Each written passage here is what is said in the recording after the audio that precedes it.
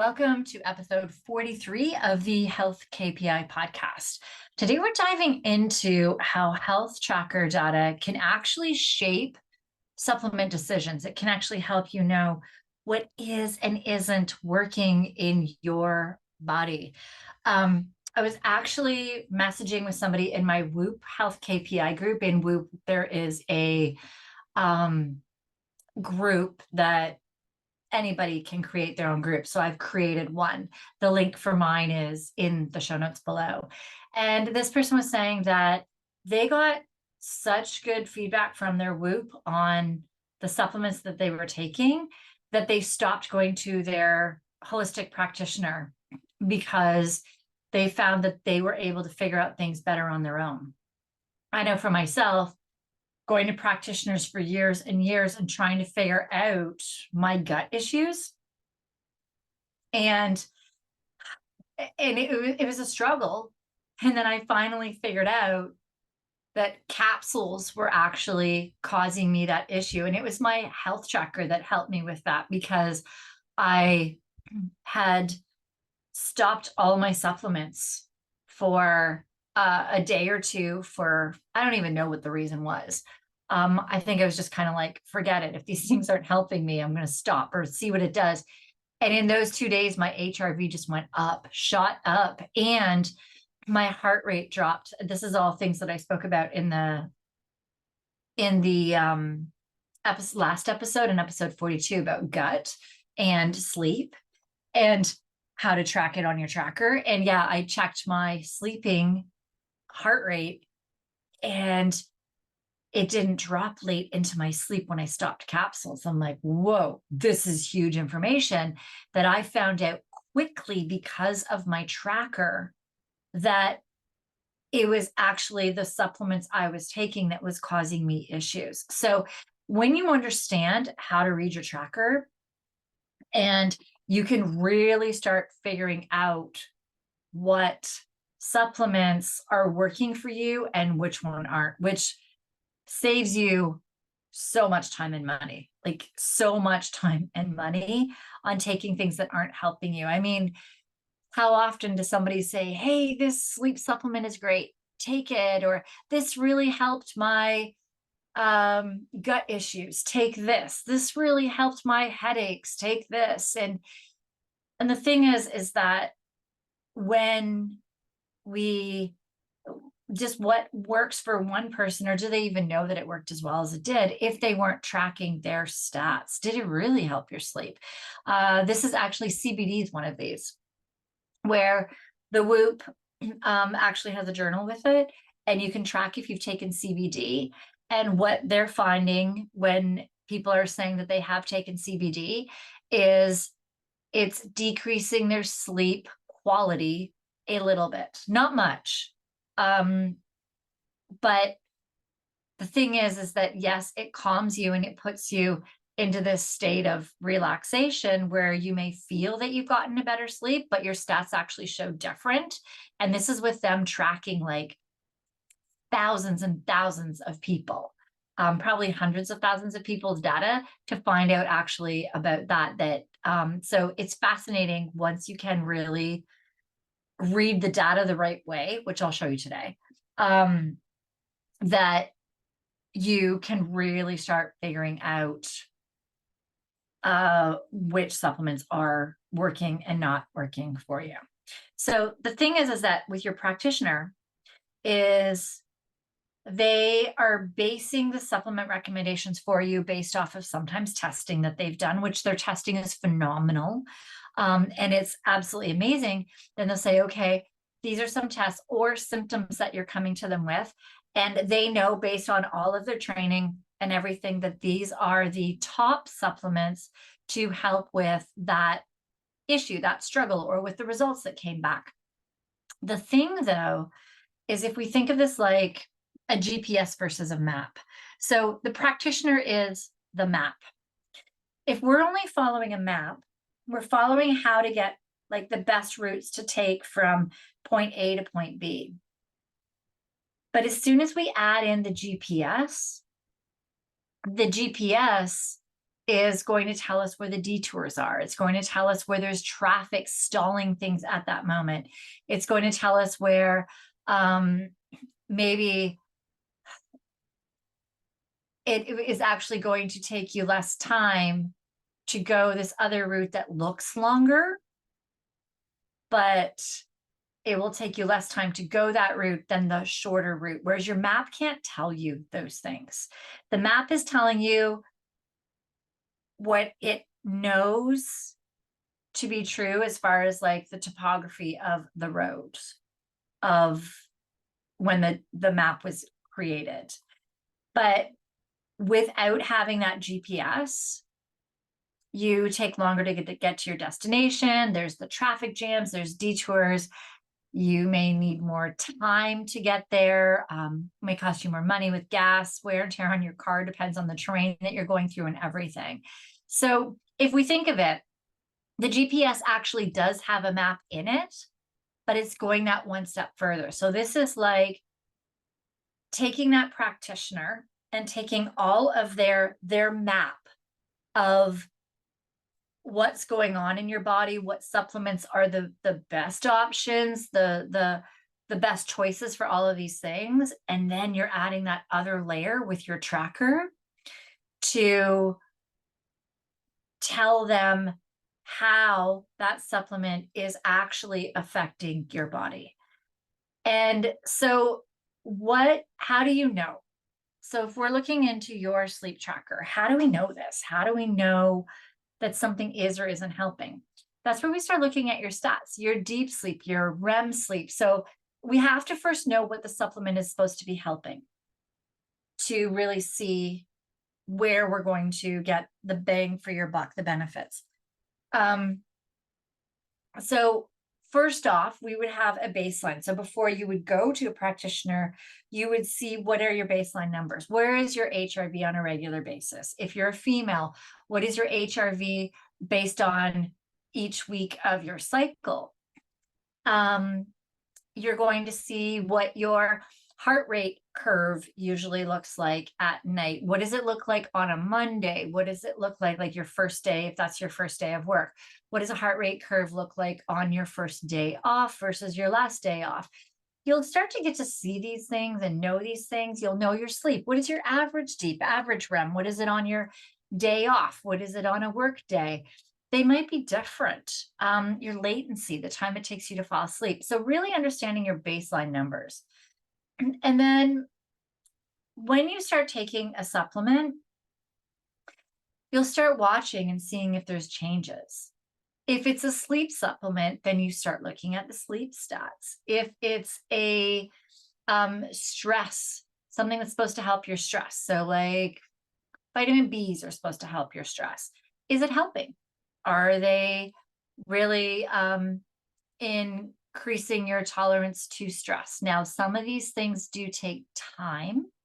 So you need to be patient with some of them. Like it could take, certain supplements can take 2 weeks to a month for you to start seeing consistent increases in or improvements in some of your stats. Some of it might be very small. And that's the thing where you can kind of deduce, do I really want to be on the supplement or not? So the supplement that your friend said for deep sleep might give you 5% more sleep a night, which might be huge, but depending on the cost or how easy it is to take that supplement, is it a huge horse pill? Is it something that you have to take like 2 or 3 times a day?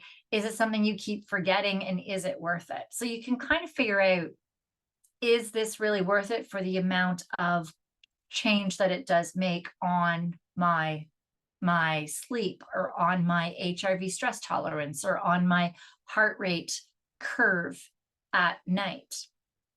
Now, when you're doing this as well, when you're noting this, don't add more than 1 supplement at a time. Because if you do, and let's say your stats decrease, you don't know which of the supplements is decreasing it. If it increases, you don't know which, and you might always take both of those when it was actually only one of those that was increasing your stats. And if you do start getting a negative reaction, or like negative stats, negative data on it, you might start realizing that Or you might have to then take both of them out, clear your body, get back to your baseline, and then add in one. And then a week or two later, add in the other. So you're going to waste time and money, or time anyways, if you don't just add one at a time. So it is really good to add one at a time, preferably a week apart, and see how it does from there. Now, what makes our response to supplements so different from one person to another? Genetics can play a part in it, metabolism, pre-existing health conditions. So for me, magnesium is one that affects me. It does not affect most people the way it affects me. Magnesium, even the mildest form biglycinate that should not at all affect your gut, affects my gut. It makes me rush to the washer. And after speaking with my practitioner about this, she's like, that could be something in your mitochondria. Let's dive into that. And we're going to start looking into it. So you might have some sort of pre-existing health condition that a supplement is actually affecting your stats. And if you are working with a practitioner, you can go to them with your stats and say, hey, I'm taking this and this is what I'm seeing. It will give them some good data on maybe what else is going on that they weren't even aware of. And so what works for one person definitely may not work for another.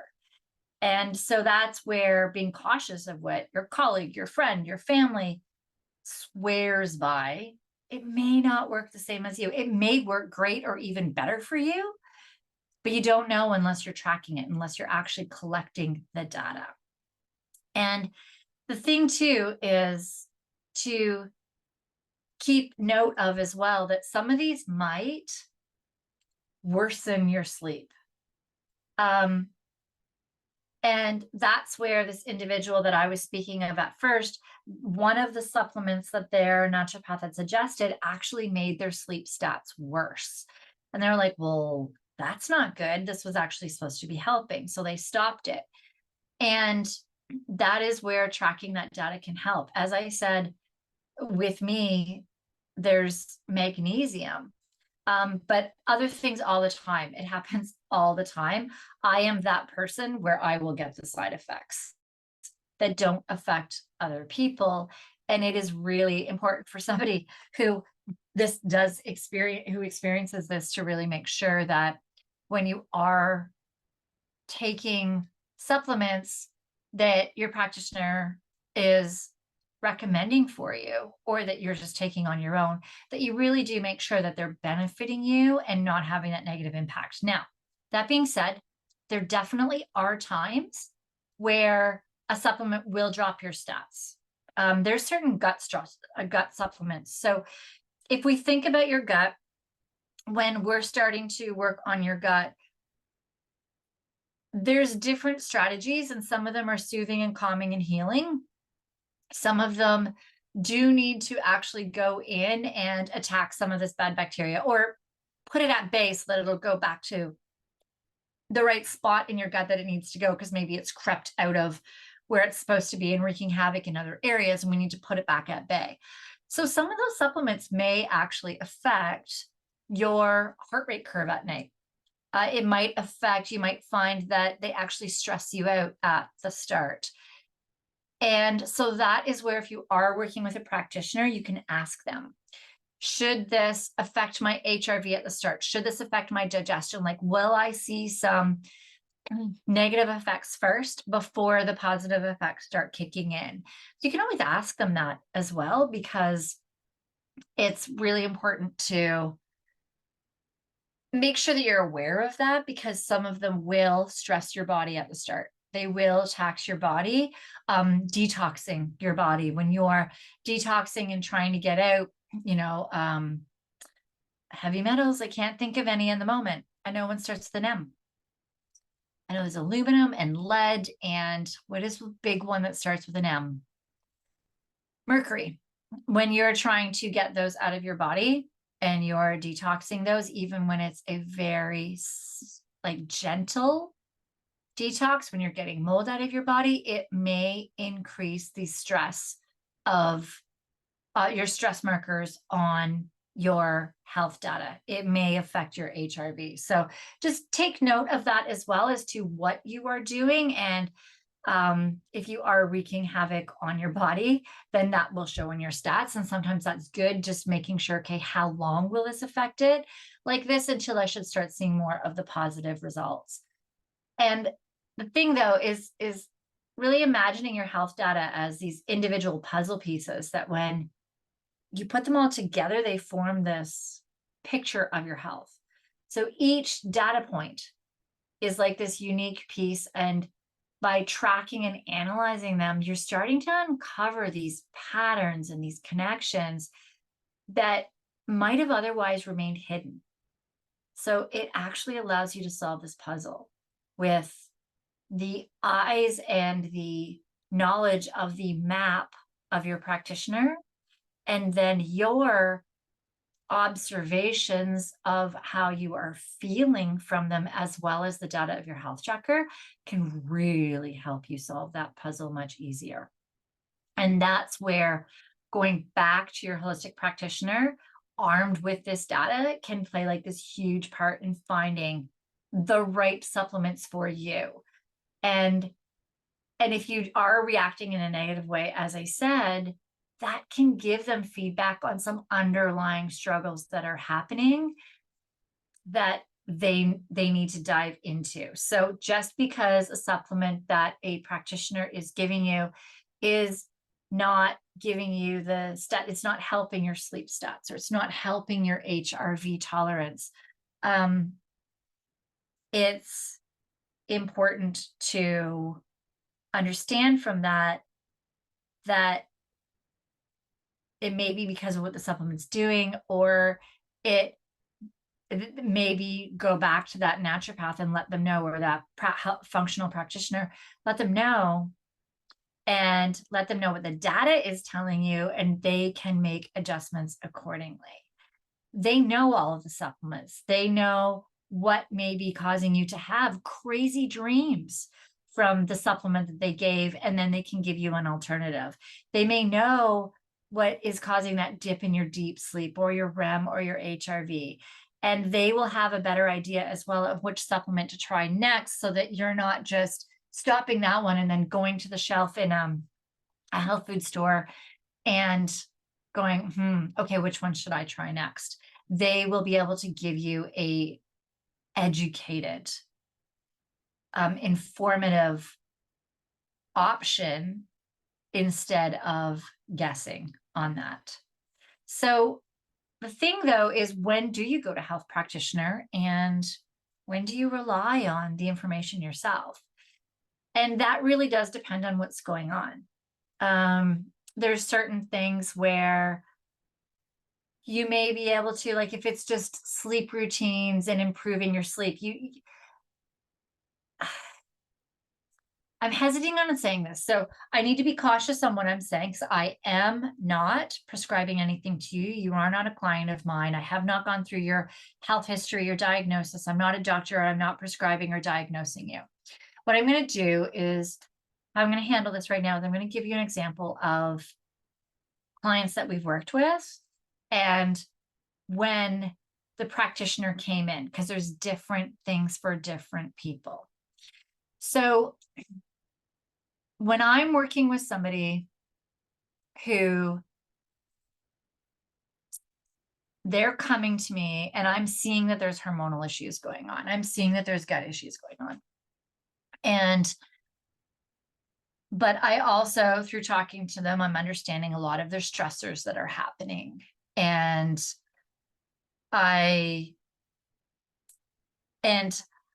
know that they have not done anything yet to make sure that their stress nerve is not overpowering their resting nerve. And when your stress nerve overpowers your resting nerve, every single stress that is around you, or the more and more stressors hit you harder and faster, you switch into a stress state faster for smaller things.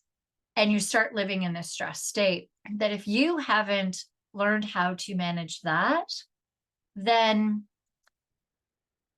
a practitioner that's going to help with your hormones or dive really deep into gut, I'm able to get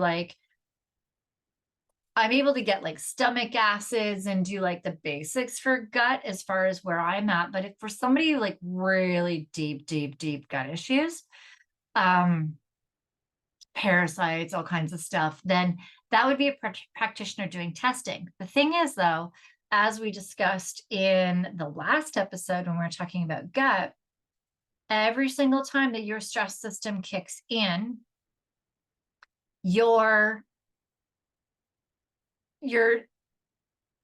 gut it slows down its digestive abilities. It starts decreasing in its abilities. So if somebody's trying to work on your gut, but you haven't tackled the nervous system and you haven't tackled really gotten a really good grasp and understanding of managing the stressors in your life, making sure that your sleep and sleep habits are really good, that you're doing the right things for sleep, that you've covered all the base foundations. I know I said this in a couple of podcasts ago too, that if we don't have those base foundations, it's like a skyscraper. That those base foundations, if you don't have those, then you can't build a solid skyscraper that is going to be as strong at the top as it is at the bottom. So if you start going to a practitioner that specializes in hormones or somebody that specializes in gut, but you don't have that base foundation of understanding your stressors, being able to control your stress system, and you're constantly firing in and out of a stressed state, if you don't have the base foundations of sleep, if you don't have the base understanding of how to even nutritionally support your stress system from the base foundational points of view, if you don't have all of these base foundations of stress down, then your body is constantly going to be kicking into a stress state. And they can only do so much with you, because if your gut keeps slowing down, it's like they are taking a step forward and 2 steps back. If they're giving you supplementation, but you're not doing anything to be getting yourself out of that stress state, they can't make progress and you're not going to see really good results in your tracker data. So when you go to a practitioner, the majority of the people that I work with, in the program that I was doing with first responders, I actually had a practitioner in that program, but they did not start working with them until we had all of these base foundations, all of the things that I teach. So they had a really good grasp and handle on their stress system, unless there's a couple of caveats. One is when their anxiety is so through the roof, or their depression is at such a degree, or their nervous system is firing at such a pace that they are constantly on high alert, never able to relax, never able to slow down, never able to get into that resting state, then they may need some supplemental support or prescription. That is where even antidepressants and anxieties would come in order to give them that relief, that bandwidth, in order to then start doing the work and implementing the strategies for the solid foundation and base, so that then the practitioner can get them off of the prescriptions as we are, or the holistic supplements, because we did find with first responders that there were holistic supplements, not where they didn't need the anti-anxiety meds, that were able to bring their anxiety down or help with the depression enough that they didn't even need the prescriptions, except for one complex PTSD case that I have worked with in the past. They did need the antidepressants. So it really depends on that aspect with people. And if there's something glaring, if somebody comes to me and there's like this really glaring health struggle, that I'm like, oh yeah, you really need that help and support. Even still, like I have a client that as soon as I met them, I'm like, oh, they need need a practitioner for something really deep with their hormones. Like they needed it. This has been something that I'm like, wow, this has been plaguing you for like almost all your life.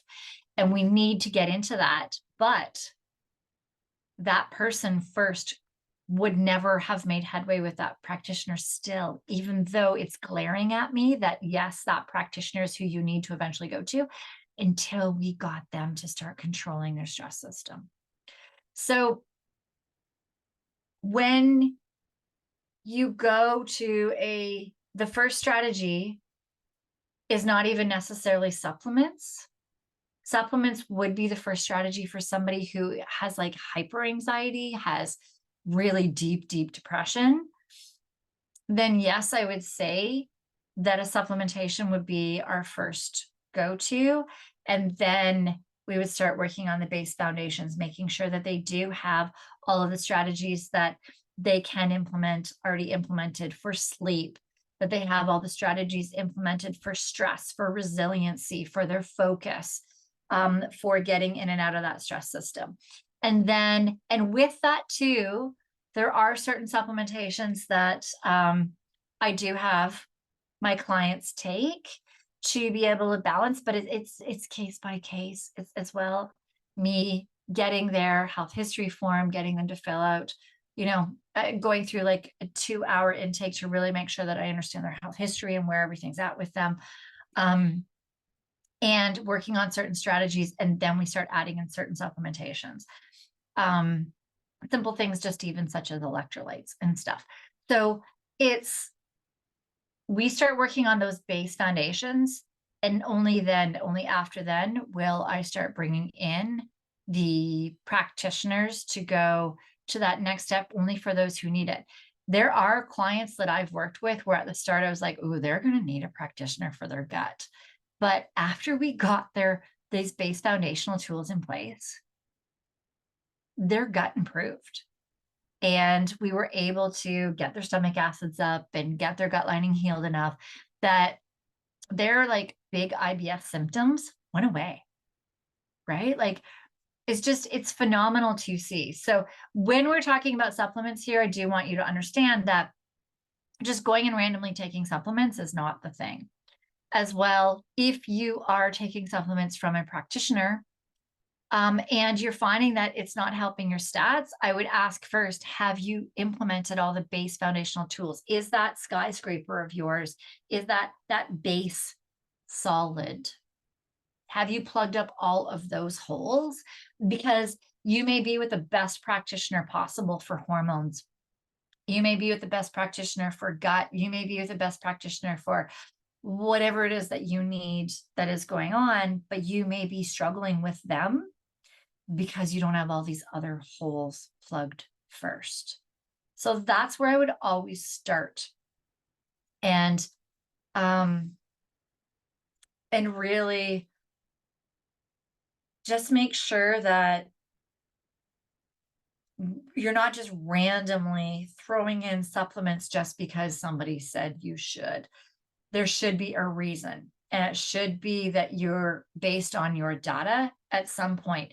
Yes, objectively, you could be saying, I'm waking up absolutely exhausted every single morning, but we should then also look at the data of your health tracker and look at it and say, okay, so you're waking up thoroughly exhausted, maybe feeling disoriented or hungover in the morning, not like your batteries recharged. Let's look at your data. What is your deep like? What is your REM like? What is your latency of falling asleep like? How many times do you wake up at night? And that will all start helping us see and determine what support you need. Is it a supplement? It may or may not be, right? It may be something else. There are so many different tools once we start diving into this data to really start seeing. So just because your sleep is off doesn't mean you go and take a sleep supplement, right? Just because your HRV is tanking, I don't even know what you guys would take because there's so many different things for your HRV. We'd have to dive into even what it is. But if you have a suspicion, it's not like a supplement's not just going to fix that. It may complement it, right? So you may have heard me speak of in past episodes about magnesium on how every time your stress system kicks out, magnesium is released into your bloodstream. So people who are high stress are often depleted in magnesium. So we may add magnesium. There's certain strains based on what is going on in your body, based on what type of strain, a citrate, a biglycinate, a threonate, like what strain would you be taking based on what type of stressors, what's going on, what are your symptoms, what is your data telling you as well. So it's not even that simple, if that makes sense. So I guess I would caution anybody who's just going to randomly go and take supplements. But you are definitely in control. That health tracker is going to act like a compass and let you know what direction you're going when you are taking supplements or when you're implementing anything for your sleep, for your stress, for your resilience, your focus, energy, drive, performance, all of these things. And it is really important to know how to read the data, but understand also if your supplements are working for you, if they're not working for you, and where you are making the progress. All right. Hopefully that does help you understand, if you are taking supplements, how to know if they're working or not by watching your sleep data, watching your HRV, understanding what is worth the money on spending on it, what isn't.